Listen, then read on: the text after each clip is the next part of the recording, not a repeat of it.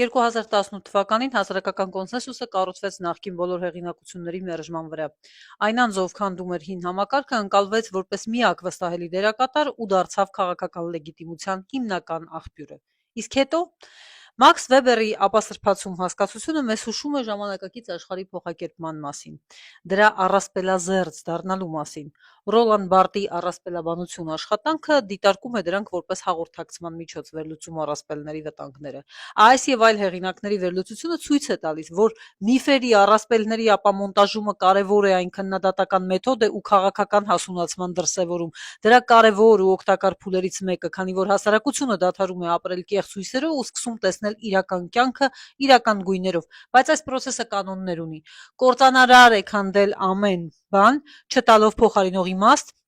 եւ չդլցնելով դա նոր իրական բովանդակությամբ կամ գոնե ավելի օգտակար միֆով։ Առավել վտանգավորը, երբ ապամիֆականացումը դառնում է երբևէ գոյություն ունեցած հեղինակությունների ապալեգիտիմացում, տոտալ հեղինակազրկում։ Այս դեպքում հարցի առանցքը գլխի վար շուռ է գալիս։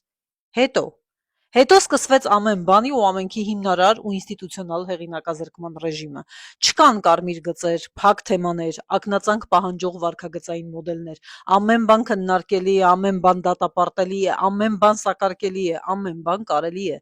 Գործող իշխանության աղաղը կարող է դիպչել ցանկացած թեմայի ու հրամցնել հերթական զոհին մեզ ասելով. այս հեղինակությունը եւս չկա, այն լեգիտիմ չէ, վատն է, արժանի չէ եւ այլն եւ այլն։ Հեղինակազրկվում է ամեն ինչ, ինչ հնարավոր ու անհնար է, պետք է կամ գոնե այդ պահին այդքան էլ չէ։ Այս գործընթացը դիմել է ամեն բանի՝ բանակ, եկեղեցի, անկախության հռչակագիր, պատմություն, պատմական խորհրդանիշեր, պատմական ինստիտուտներ, պատմական հիշողություն, պետական ինստիտուտներ, պաշտոնյաների վարքագիծ, պատասխանատվության մոդել, քարոզվող արժեքներ, անգամ էմոցիաների թույլատրելի մոդելներ։ Պարզվում է, Արցախ վերադառնալու միտքն անգամ տարածքային պահանջ է։ Արարատ սարի հիշատակումը տարածքային պահանջ է։ Հիանալ չի կարելի, կնեղվեն, հիշել չի կարելի, կբարկանան, երազել չի կարելի, կսպանեն, սիրել չի կարելի, կնյարդայնանան։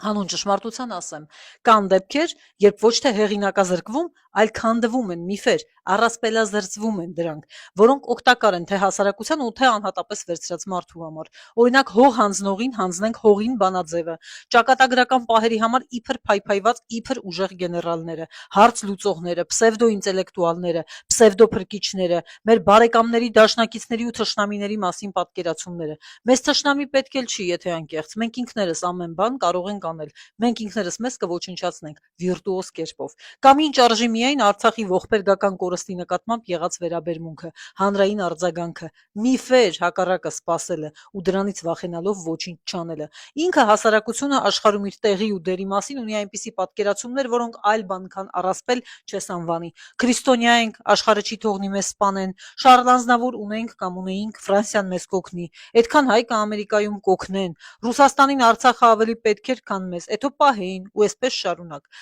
Հայաստանում միֆ չէ միայն փողը,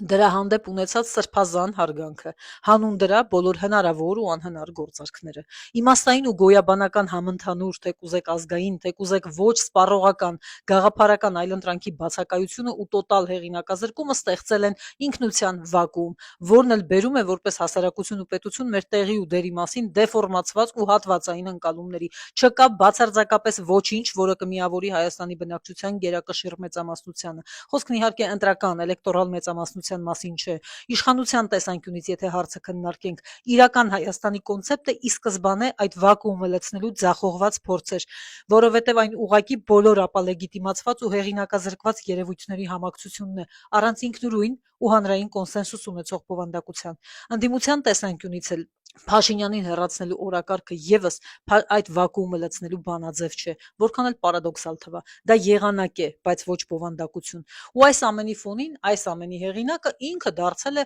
պսևդո առասպելական կերպար, որին իբր չի կարելի հաղթել, որ իբր ամենալավն է հասկանում քաղաքականությունից, ամենալավն է ֆրծնում բոլորին եւ այլն։ Սնվում է այս միֆը ընդդիմախոսներից, ու արդեն ընդառաջ գալիք ընտրություններին կարևոր է արձանագրել. այս ընտրություններին մասնակցող յուրաքանչյուր ուժ ու անհատ պետք է գիտակցի, որ ստանձնում է բեռ ու պատասխանատվություն նրա համար, թե ինչ տեղի կունենա հետո, ամեն մեկը իր չափով։ Մեծ պատասխանատվություն կա Սամվել Կարապետյանի ուսերին։ թերևս ամենաշատը բոլոր մասնակիցներից, ամենաշատը իրենից են սպասում, կամ ինքը կառասպելազերծի Փաշինյանին, կամ կդառնա Փաշինյան միֆը հերթական սնող մեկը։ Նույնը վերաբերում է մյուսներին, իրենց չափով։ Յուրաքանչյուր որոշում ընտրություն է, միավորվելը, առանձին գնալը, մասնակցելը, չմասնակցելը, ցուցակում լինելը կամ ոչ։ Պատասխանատվություն է թիմային ու անհատական։ Ու հուսով եմ, Շեմը հաղթահարելու կամ մանդատի մասին տենչացող յուրաքանչյուրը գիտակցում է, որ սա իրենց վարդագույն երազանքի մասին չէ, իրենց ավելի արժանի լինելու մասին չէ, ոչ էլ իրենց ամբիցիաների մասին է։ Սա Հայաստանի մասին է, ձախողելու դեպքում Հայաստանի կողմից վճարվող գնի մասին է։ 2021 թվականի ընտրություններին ակնկալիքը իշխանության հեռացումն էր, բայց ստացվեց ուղղակի պաթոսով հարց տվող ընդդիմություն, իսկ գինը կորսված Արցախ։ Իսկ հիմա ինչ է լինելու հիմա։ Վերջաբանի փոխարեն իշխանության հակառակորդների շարքում միֆ կա։ Իշխանությունը ձայն չունի կամ քիչ ձայն ունի։ Սա շատ հաճելի ու կոմֆորտ մտայնություն է, բայց դրա ապամիֆականացումը դաժան ու ցավոտ է լինելու ձեր ու Հայաստանի համար, բոլորիս ու Հայաստանի համար։ Նիկոլ միֆը վերջնական իրականություն չդարձնելու ու այն քանդելու համար ասիմետրիկ քայլեր են պետք, ոչ թե առերևույթ խորհրդավոր ու խելացի, բայց իրականում էգոիստ ու չմտածված, այլ ասիմետրիկ մտածված։ Կամ զարմացնում եք մարդկանց, անակնկալի բերում Փաշինյանին, բանաձև տալիս Հայաստանին, կամ ընդունում եք միֆականացված առաջնորդի առկայությունը ու ձեր պարտությունը։ Երրորդ տարբերակ չկա։